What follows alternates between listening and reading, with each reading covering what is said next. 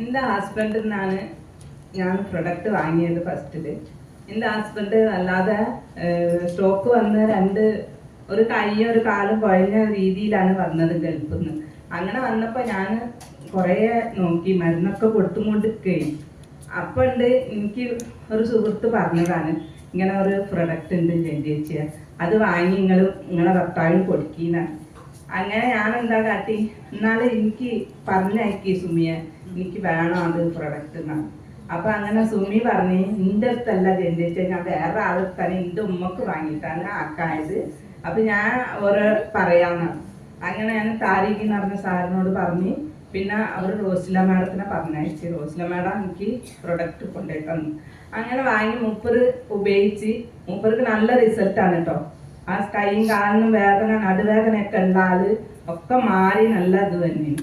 അതേപോലെ എനിക്ക് ബാലൻസിന്റെ പ്രോബ്ലം ആ ടൈമിലുണ്ട്. അപ്പൊ എനിക്ക് വാങ്ങാനാണ് ഞാൻ പ്രൊഡക്റ്റ് വാങ്ങിയത്. പക്ഷെ എൻ്റെ ഹസ്ബൻഡ് അത് വേണം എന്ന് പറഞ്ഞപ്പോൾ ഹസ്ബൻഡിനും കൊടുത്ത്. അങ്ങനെ ഹസ്ബൻഡ് എനിക്കും വാങ്ങി തന്ന് ഞാനും ഉപയോഗിച്ച്. അങ്ങനെ ആകുമ്പോൾ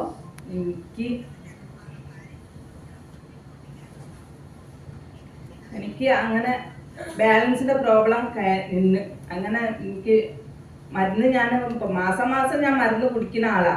അപ്പൊ എനിക്ക് അത് ആക്കായി. പ്രഷർ 182 ഉണ്ടായത് 135 കുറഞ്ഞ്. അങ്ങനെ അസുഖം ഇല്ലാത്തതൊന്നും ഇല്ല കേട്ടോ. എൻ്റെ മേലുകൈ വേദന, കൈകാല് വേദന, ഊരക്ക് പിന്നെ നെറ്റലുണ്ടായിനി. ഒരു വെയിറ്റ് എടുത്ത് ഇങ്ങനെ എണീക്കാൻ പറ്റൂല.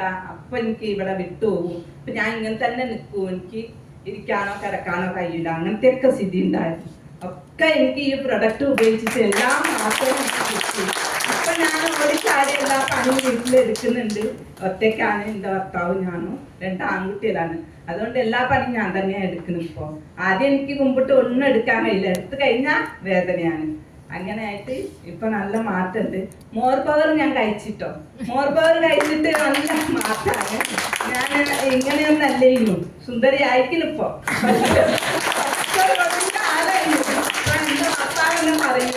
എന്റെ ഹസ്ബൻഡ് തന്നെ പറയും ഇപ്പൊ നല്ല രീതിയിലായല്ല,